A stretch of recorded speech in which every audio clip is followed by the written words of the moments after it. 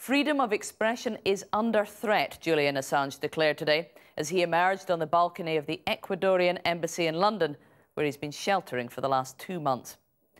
Mr. Assange, who was wanted in Sweden for questioning over sexual assault allegations, accused the United States of launching a witch hunt against his WikiLeaks website. And he thanked Ecuador for taking a stand for justice by granting him asylum. Katie Razzle was there. Justice for WikiLeaks! To them, he's a hero fighting injustice. Stay back, thank you. To them, he's a target. They'll arrest him if they can. The question for everyone gathered in this exclusive London street: how would the WikiLeaks founder address the crowds without risking arrest? Mr. Assange can't leave this embassy. But the answer soon became clear. It was to be a balcony scene. One onlooker compared Mr. Assange to Evita, not the only political leader who's favoured the balcony over the years. So here he is after 2 months inside the embassy. That balcony still the property of Ecuador, which means that despite the ranks of police, Julian Assange cannot be arrested. But is this piece of theatre anything more than a publicity stunt? Mr. Assange thanked his supporters for keeping him safe, as he sees it, by ensuring the world was watching after Ecuador granted him asylum last week.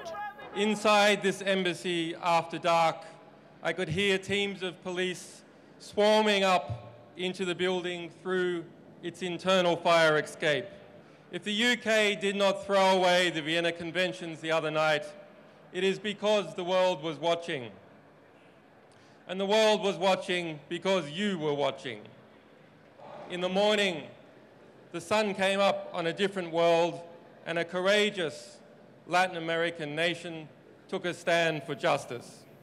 Earlier, he met his legal advisor. These are the first photos of Mr. Assange inside the embassy.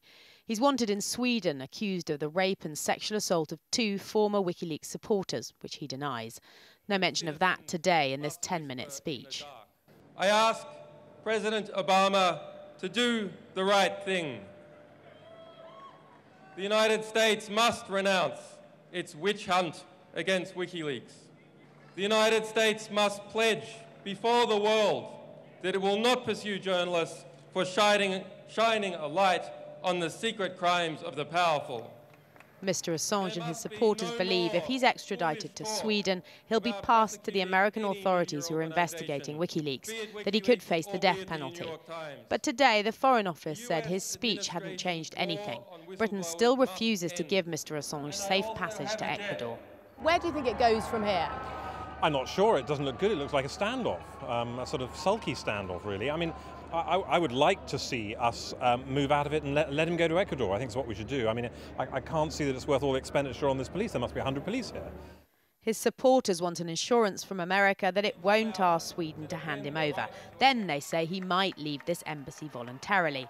For the moment, though, Mr. Assange is back inside with his running machine and a computer.